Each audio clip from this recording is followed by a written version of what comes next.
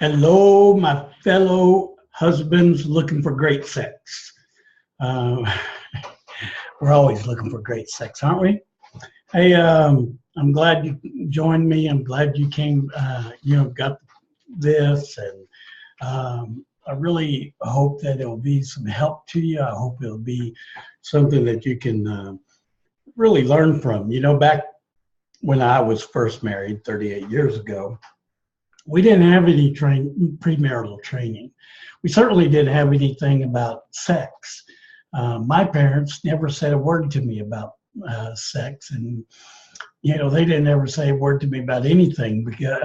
And Melody's parents, all they did was give her a couple of books, and one of them was a brand new book that had just come out by a Christian author, and it was kind of a technical book, and kind of talked you through all the physical aspects of it, and quite frankly, it was a little scary. But we took it on our honeymoon, and we checked it every now and then. It was a good thing that we had it, because we would have not known anything. And it didn't help much, because then we went on our honeymoon, and some friends of her family had given us use of their cabin out in the hill country. It was a 5-bedroom, 2-story house with a king size bed. Neither one of us had been really out of a full bed. And so I don't know why I told you that. But anyway, we had a great time. Melody was kind of looking around, and she found a paperback book about newlyweds and sex, and she kind of began to read it, and evidently it was okay mostly, but it came to the part about sex, and she all of a sudden said, "Phil, we did our wedding night wrong." I thought, there ain't nothing that was wrong about that night, baby. And she said, "No, according to this book, what we were supposed to do after she had gotten in her gown and I'd gotten in my pajamas, and before we, jumped in bed, we were to kneel down beside the bed, and we were to pray to consecrate the sex act." Now, I'm just going to tell you, if you wait till right then to pray about your wedding and your marriage, you're a little too late. But that was not on my mind.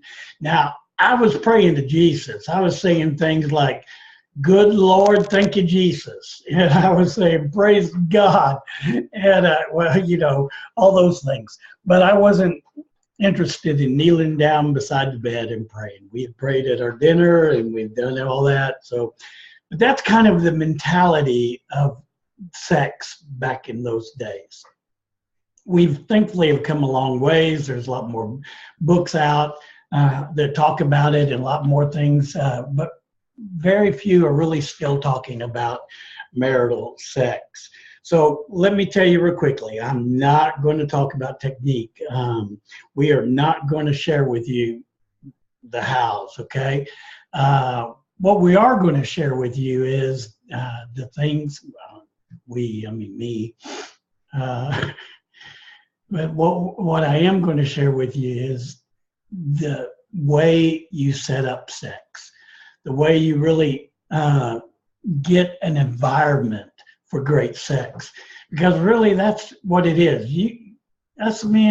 Man, it doesn't take a whole lot for us to have good sex, on our part, but to be able to have it with our wives and to allow them to have great sex, we really have to fulfill some things in life. And I would love to be able to come to you and say, "Yeah, guys, here's what you do. You just walk in there and take over,"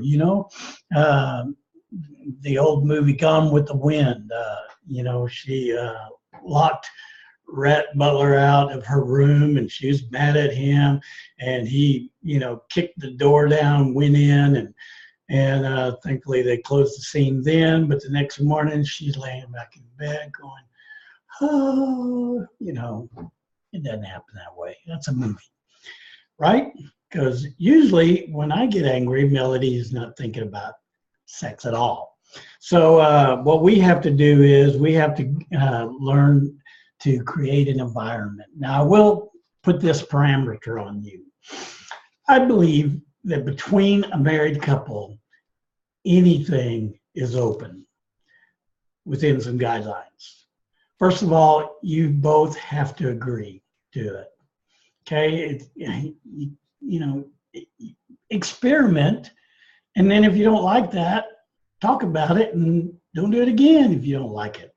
But agree on it and talk about it. And the second thing is that neither one of you are forced into anything. You're not hurting anybody. You're not, belittling your spouse. None of that kind of junk. Fourthly, I think, or whatever it is. Yeah, well, I think it's fourth, but or third.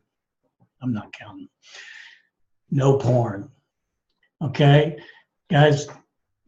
Porn should even be in your life, much less in the bedroom life. Then the last thing would be is God designed marriage to be within a man and a woman who are married. So nobody else, no porn, nothing else, just the two of you. So now we need to understand right off the bat, sex for women is much more head and emotions than it is for us. And they're in it for the meaning behind the act. If you're not meeting the needs, and you're not meeting her standards, the standards I talk about here, I'm just going to tell you, you're not going to have a good sex life, okay? Because it's all about the relationship between you two. I can't get any more straight than that. So adjust your thinking. Hopefully you have a notebook where you can write some things down. We're not going to be too heavy, but hopefully you'll be able to look at some things and write them down, okay? There's several things you have to understand about a great sex life. The first thing you have to understand is God's design for sex. Now, let's just say again, praise Jesus. Thank you, God, for designing sex. Can I get a witness, a fist pump on the screen there? Yes, we're glad that he did. And he designed it not just for procreation, he designed it for us and for us to enjoy within the confines of marriage. And all, that's the first thing. God's design was that it only was to be between a man and a woman who were married. Genesis 2:24 and 25. That is why a man leaves his father and mother and cleaves to his wife, and the two of them become one flesh. 1 Corinthians 6:18, Paul's going on about stuff, and he says, do you not know that anyone who joins himself to a prostitute becomes one body with her? For the two, it says, will become one flesh.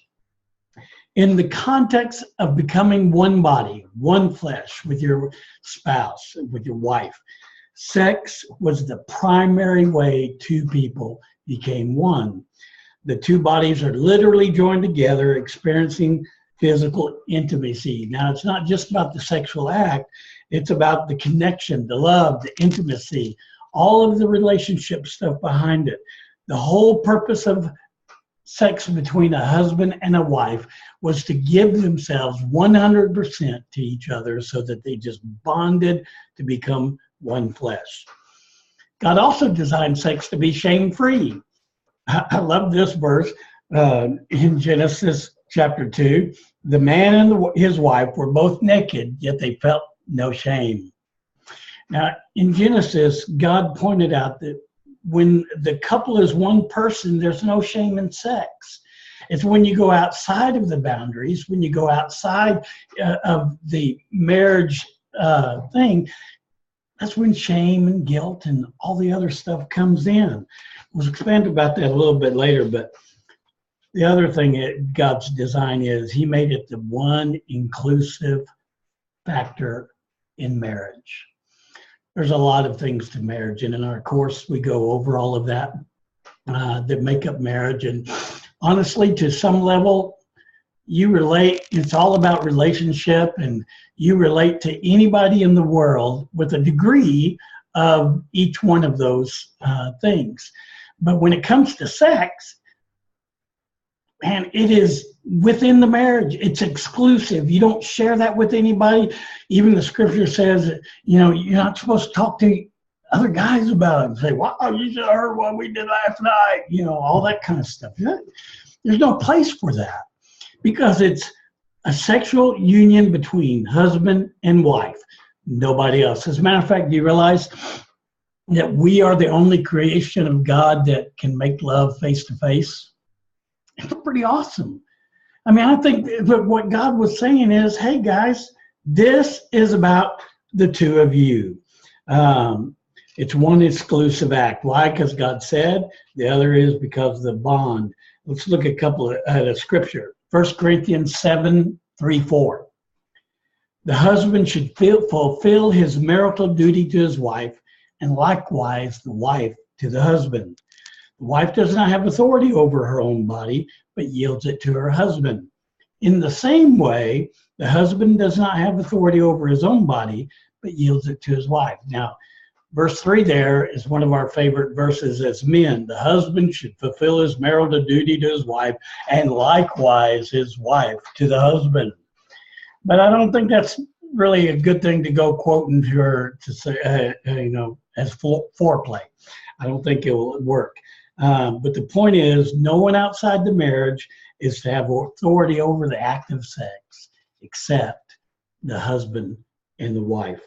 So God's design is for sex to be confined in marriage, to be the symbol of two becoming one, that having sex within marriage carries no shame, and it's an exclusive relationship principle for husband and wife. Now, I'm just going to say, if you have other beliefs about sex, hey, I understand this. What I'm sharing with you is not my opinion. I agree with it but it's God's opinion, and it's what God laid out throughout the entire Bible. If God expected us men to stay married and stay faithful within the marriage, and if He expected the wives to be able to stay faithful and have a great sex life, He provided the way we can do that. It's not like He says, He's sitting back saying, let's see if they can figure that one out. That's not the way it is. God provides the way for us to know. Let me ask you a question. If your sex life isn't all that, could it be that you, first of all, aren't really looking at sex in the right way? You as the man, could it be because y'all have twisted God's design? I mean, come on, guys, look at all the crap that's on TV. The Bachelor. Somebody posted a comment last night on Facebook about, am I the only one, or is this the worst, Bachelor series ever? I'm having to turn it off all the time. I don't go, you should never have been watching it in the first place. It's always been about free sex. It's always about this man picking out of a harem one person. That's what our world says. And now we've gone way beyond that to include all forms of sex as acceptable. No wonder our marriage life is messed up. No wonder we really don't know what our boundaries are, because we're not willing to accept the very basic boundary of God. So the big question is not why are we not having sex, but are we really believing God's design about sex? So understand God's design for sex and understand it's about your purity. Yeah, again, it's about us. Guys, I just have to tell you, I've been up front with it. I had a sexual addiction problem, and I brought in all kinds of thoughts and all kinds of fantasies and all kinds of things into my marriage, and it really damaged my marriage. As a matter of fact, it got so much to a point where we had a separation, and Melody was saying it's time to fix it. And unfortunately, there were a couple other times that she had to say that as well. But finally, I began to figure out that it's about me and my purity. God planned sex to be within marriage. He didn't plan it to be in fantasy or anything else. And if you're thinking, well, it's okay to, it's okay to look at the menu, you just can't pick from it. No, it's not. Let's look at a couple of scriptures. The body, however, is not for immorality, but for the Lord, and the Lord is for the body. God raised the Lord and will raise us by our power. Shall I then make Christ members, take Christ members and make them members of a prostitute? Of course not. Romans 13:13. Let us behave decently as in the daytime, not in carousing and drunkenness, not in sexual immorality and debauchery, not in dissension and jealousy. Back at the 1 Corinthians 7 passage we read just a little bit ago about who has authority. He said, before the verse 3 that we love so well, he says, but because of the cases of immorality, every man should have his own wife. Guys, we're to keep our sex within our own wife. It goes on here. We pretty much love verse 8 of chapter 7 as well. Do not deprive each other, except perhaps by mutual consent for a time, to be free for prayer, then return to one another, so Satan may not tempt you through your lack of self-control. Guys, God has a plan, and that plan begins with your purity. When you're involved in pornography, sexual chats, masturbation, it all damages the marriage. Let me talk to you about how it damages your marriage. It starts, first of all, by pulling at the oneness factor. Paul said that when you join with a prostitute, you are one with her. Now, science has come a long way, and these brain science guys have figured out, several things about how the brain relates to life, and especially how brain relates to sex. And it tells us that even in fantasy, the emotions and physical feelings of sex are the same as actual sex. Even in fantasy, the emotions of physical sex and the physical feelings of sex are the same. Now, don't you think God knew that? It's one reason why Jesus said that we weren't even supposed to be looking. He said that if we look at a woman with lust in our heart, it's adultery. One of the reasons pornography and lust messes up your marriage is because now you have begun to be one with that porn star, one with that porn star, one with that sex chat, one with that woman that was walking down the street. Guys, we have to purify our minds and get back, because now we're split up in so many different ways. It devalues your wife also. When we have brought so much immoral lust into our minds, we're now devaluing the act with our wife and her as well. A life involved in porn and lust begins to think about it more and more. There comes a point when sex is just a physical thing, and it's just, you lose connection with yourself, and you fall into that act of pornography or fall into that act of sex and fantasy and things, and you lose all track. And pretty soon you begin to treat your wife that way too. Pretty soon you get mad at her because she's not being like that woman on the porn. She's not, she doesn't look like that. She doesn't do the things like that. All those things, and it begins to eat into our mind. And actually it's proven over and over again that the more you're involved in pornography, you actually begin to have ED problems. Not only ED, but you begin to have, it doesn't excite you anymore to have sex with your wife. It's too plain. Guys, don't think your wife can't tell the difference. it makes her wonder, what's up? Why is he acting that way? Why is he so distant? Why is he so weird? I mean, and the problem is they begin to start taking it on their own, and they blame themselves. And so they begin to devalue themselves, thinking, well, I guess I'm just not all that. So if you're involved in porn and lust, fantasy, and you can't break free, guys, this is my ministry. It's where I really want to be, to help guys not ever have to go through what I did and not ever have to struggle in the way I did. So let's talk. Email me, call me, whatever. Let's talk. Go on my website and comment and say, Phil, we need to talk. BillGrace.com. So to have an awesome sex life, you must follow God's design and you must live a life of purity. But sex is also about how you view her. Now, we were just talking about how pornography devalues her, but sometimes you cannot really be involved in pornography and still have a bad view of her. Man, our base drives are, we don't really need intimacy to have sex. Am I right? We just have to have the urge. We don't even have to have the perfect woman in front of us to let our minds get rolling. All we have to see is some cleavage or, butt or whatever else.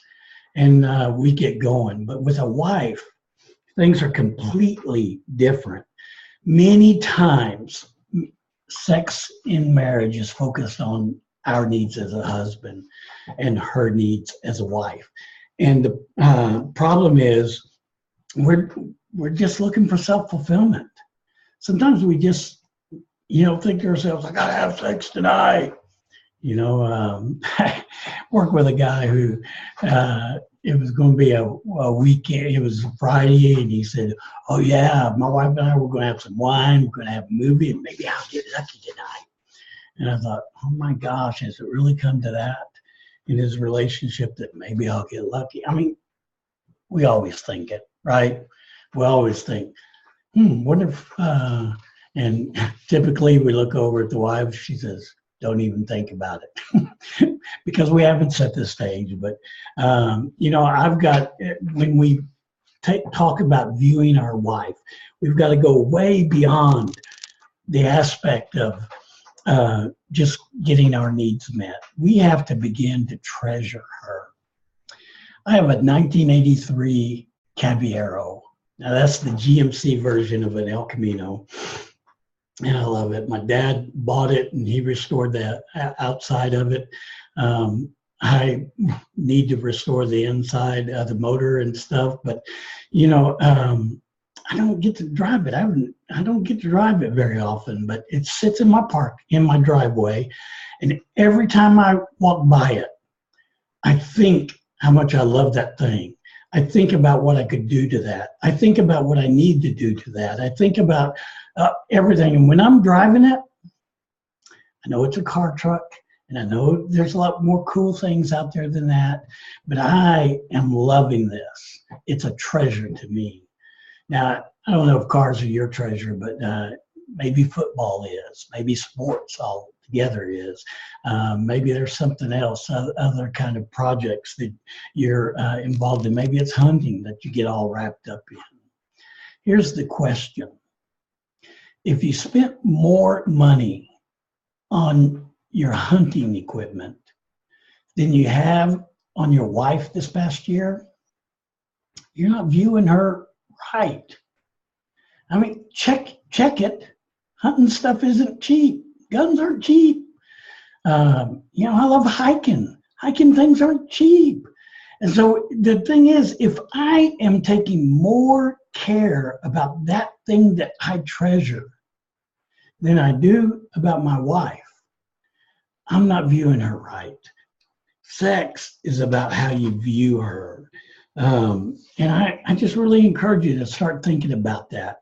There's things that you can do to change that whole idea of her being your treasure. I mean, just walking by her and going, walking by her and patting her on the rear end gently. If she's not used to it, she's going to turn around and say something. But the more you are really just saying, "Ooh, babe, you look fine." There's a lot of things you can do. Even talking about if your wife says, "Ooh, look how pretty that lady is," you can say, "Oh, she's okay. She's no Melody Box." Now, insert your wife's name there, please. But those are all ways that you are beginning to show her that you treasure her. You're gentle, you're careful, your speech changes, everything about you begins to realize, I have this valuable thing right here in front of me. You need to read the Song of Solomon. Yeah, that's in the Bible. It's past Psalms and Proverbs, and nobody ever really talks about it or preaches about it. But Solomon knew how to value his wife. This whole book is about him and his wife relating in their love relationship. And here's some things, okay, that he wrote in chapter 4. You ought to get it, the Song of Songs or Song of Solomon, chapter 4, and read it later. Oh, how beautiful. Your eyes behind your veil are doves. Your hair is like a flock of goats. Your teeth are like a flock of sheep just shorn, coming up from the washing. I think he's trying to say she has beautiful white teeth. Your neck is like the Tower of David, built with courses of stone. That gets shed along that there. I mean, obviously this is cultural. But then he gets going too. He says, your breasts are like two fawns, like twin fawns of a gazelle that browse among the lilies. Now, I can relate to that. You are altogether beautiful, my darling. There is no flaw in you. You have stolen my heart, my sister, my bride. You have stolen my heart with one glance of your eyes, with one jewel from your necklace. Okay, a lot of it is cultural, but I challenge you to start working on, just for yourself, start working on a chapter 4 of the Song of Solomon and write out things that you would like to compare your wife to. And I mean, he compares her teeth to the sheep and her hair to a flock of goats. But, so be maybe a little more generous than that. But in that culture, it worked because here was her response. Awake, north wind, and come, south wind. Blow on my garden that its fragrance may spread everywhere. Let my beloved come into his garden and taste its choice fruits. All through I think we know what she meant there. All through the book, she is excited by his display of honor and respect and love. And she's pretty direct. Another place she says, my beloved is to me like a sachet of myrrh resting between my breasts. I've taken off my robe. Must I put it on again? Well, you get the idea. We definitely know what she's talking about. And I have guys tell me all the time, oh, my sex life sucks. I had that, and they go on about tearing down their wife. And I go, okay, now stop right there.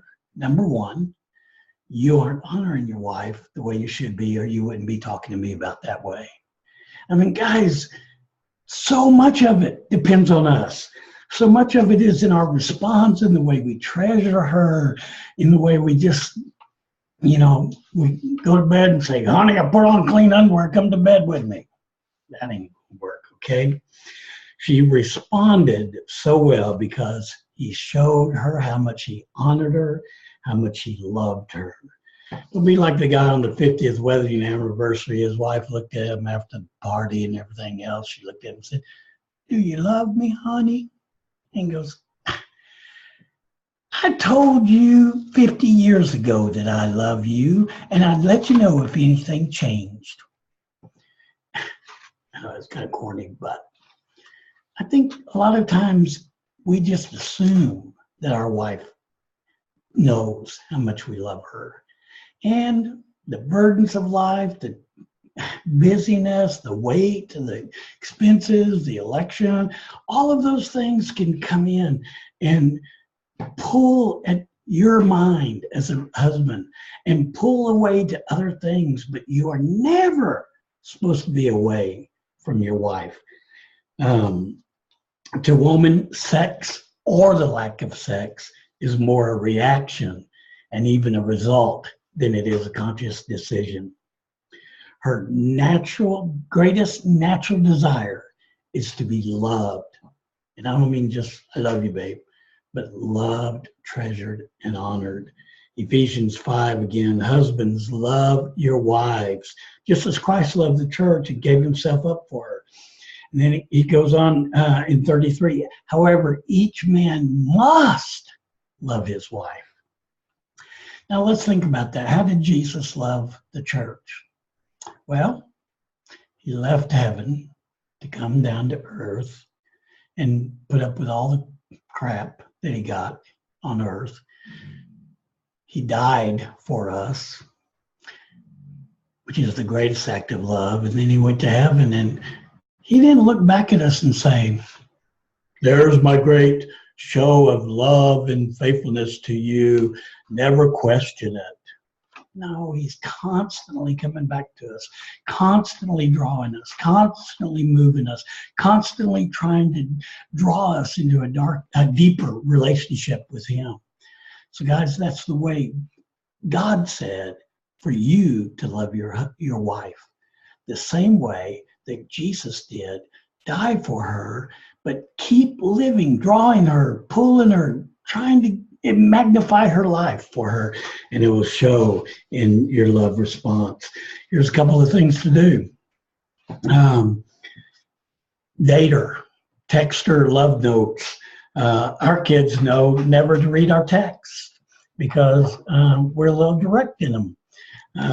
And they know now not to ever read our Christmas cards either, because in our family, we pass around everybody's cards and we read them because we all are trying to get the funniest one. And one year, my daughter-in-law was, somebody had handed her one of my cards to Melody, and she opened them and she threw it up in there and said, "Oh my gosh, no!"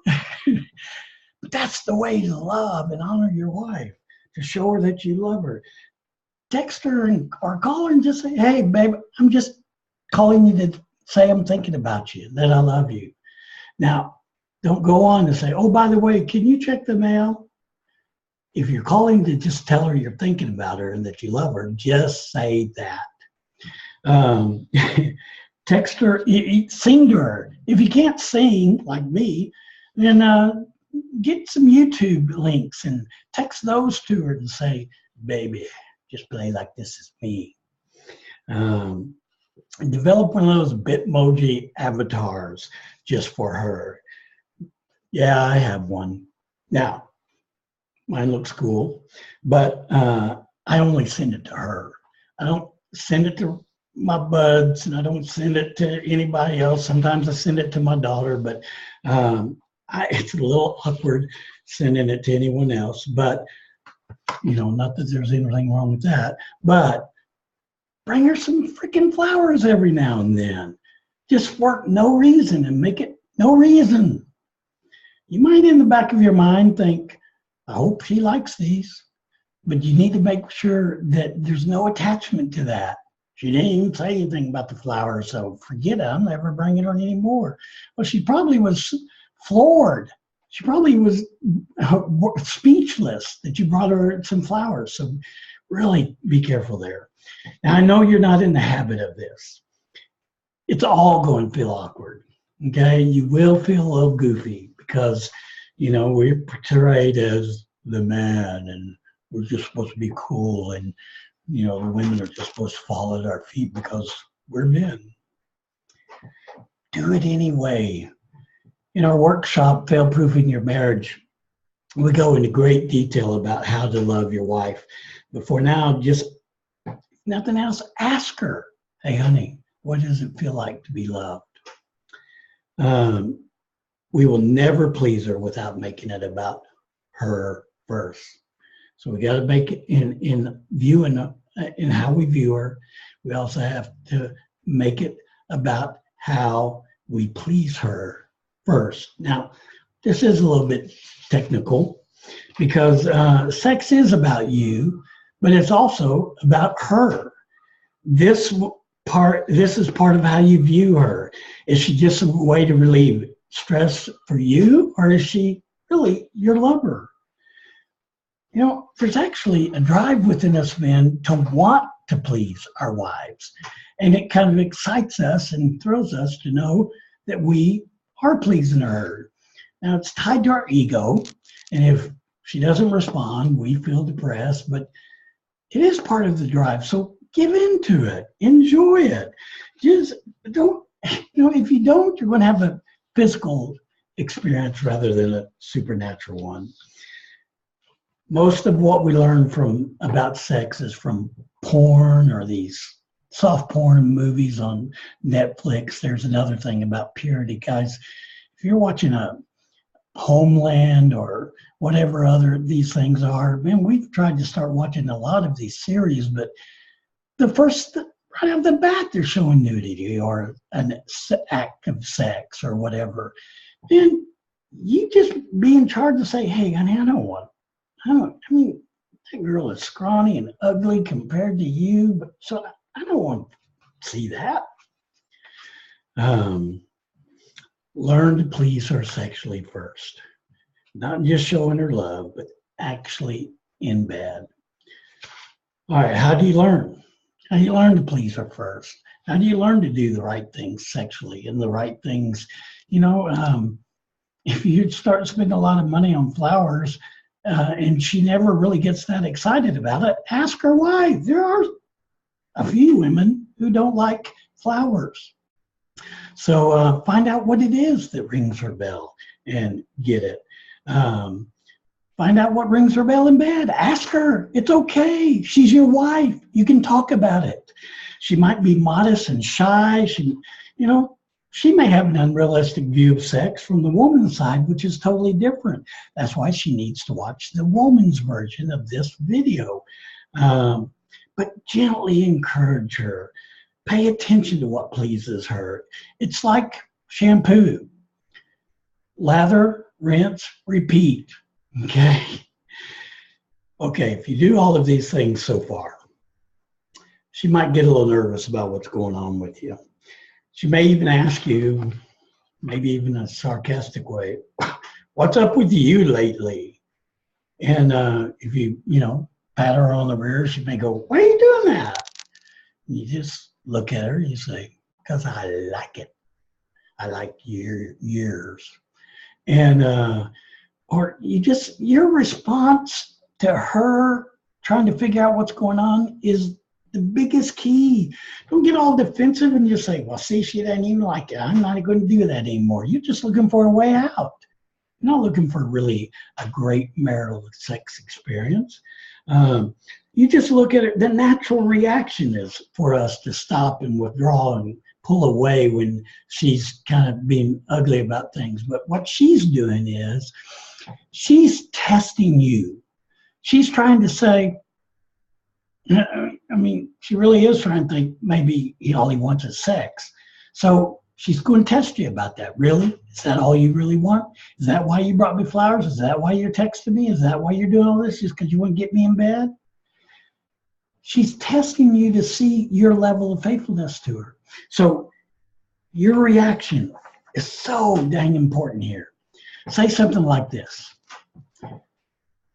Honey, I know I haven't been the best at making you feel loved and honored. You can say, I watched Phil's video and I realized I've got some things to change about our relationship. I know I'm probably not doing things right, but I love you and I want you to help me out with it. I want you to know how much I love you. She may not respond well even to that. But again, depending on how your relationship is, it might take some time to soften her up. But trust me, she's melting. By the way, there's 2 awesome books that you ought to write down and get, okay? One is called Sheet Music. It's kind of it starts out talking about newlyweds and things, but it goes on and really does cover a lot of stuff, and it's really conversationally written. The other one is Sex Begins in the Kitchen, and both of those are by Kevin Leman, Leman. They're awesome books. You ought to get them, read them on your own, and then try out some of the stuff. And if she's asking, well, what are you doing there? And say, well, here, read this. All right, so you have to understand God's design for sex.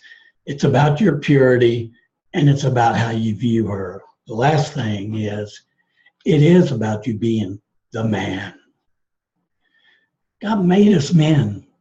He made us, honestly, I'm glad. There's a lot of things about being a woman I would never do. I would probably never fix my hair very much, even though when it's longer I do. I'd never put on makeup because it just seems too, much mess. There's a lot of things I just don't want to be about a woman, but I love being a man because being a man is what I am. You figured out that it's not so much about technique as it is about relationship. Well, it's also about fulfilling your role, okay? Your relationship and role. We all know how Eve, let the serpent talk her into biting into the apple. And let's look at the scripture there. Genesis 3:6, if you want to write it down. When the woman saw that the fruit of the tree was good for food and pleasing to the eye, and also desirable for gaining wisdom, she took some of it and ate it. She also gave it to her husband who was with her, and he ate it. Her husband was with her. Eve gets all the, blame for it, but he was standing right there. Now, all this sin and crappy world came about because Adam wasn't the man. What he should have done was gotten up and, if nothing else, slapped the apple out of her hand before it got to her mouth. He should have said, no way, get out of here, Satan. Get out of here, or I'm going to cut your head off. He should have defended his wife from sin. Now, Romans 5:12, though, it says, therefore, just as sin entered the world through one man, death, and death through sin, and in this way death came to all people because all sinned. So we're saying that all of us are sinners because one man wasn't the man. Now, what does this all have to do with sex? God made you the leader. He made you the man. He made you the one to be in authority over everything else in the home. 1 Corinthians 11:3. But I want you to realize that the head of every man is Christ, and the head of every woman is man, and the head of Christ is God. If you aren't having great sex, if you're not clicking with your wife, if you're struggling with your wife, the first thing to change is you. Being the man means so much more. It means you're the leader. It means you're the initiator. I don't know why. It'd be great if our wives would let us in on whether they're, ready or not. Let me say your wives. You just never really know the mood. So it'd be great if they would go in there every now and then and put on a sexy gown and come out and say, hey, Tiger, let's go. But that is so awkward for women. Even the ones who know they really should be doing it, it's awkward. Why? I don't know why they're awkward with it, but other than the fact that you're the initiator. You're the leader. You're the one who sets the pace within the home. And it's not just about sex. It's about your spiritual relationship. It's about your love for your wife. It's about how you discipline your kids. It's about how you run all the other stuff. It's about your work. It's about your mouth. It's you're the man. And you're to be a godly man at that. So God made us that. It's not about being authoritative, Okay? You probably have tried. We're going to do this because I said it. You know, the scripture says, husbands, love your wives as Christ loved the church and gave himself for it. I've never met a woman who does whatever her husband says. That kind of sounds like I was going to stop there. A woman will follow her husband anywhere if she knows he's laying down his life for her.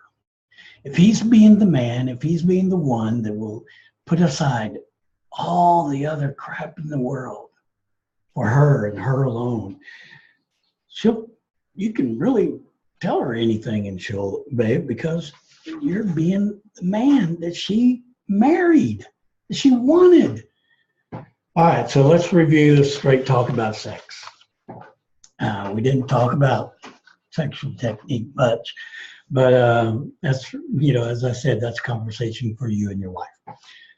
But if you want to create an environment of great sex, if you want to create an environment of freedom for great sex, you must understand God's design for sex, understand it's about your purity, it's about how you view her, and it's about how you are being the man. And become like Solomon. She might start inviting you into her garden a lot more often. All right, guys, thanks for your time. Hopefully that was some help to you. If you have questions, email me, phil@mograce.com. Go on my website. There's a contact thing there.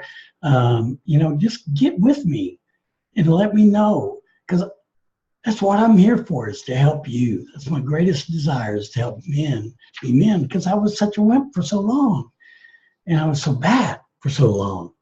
If you need some help in these areas, call me. Other than that, okay, be cool, dudes.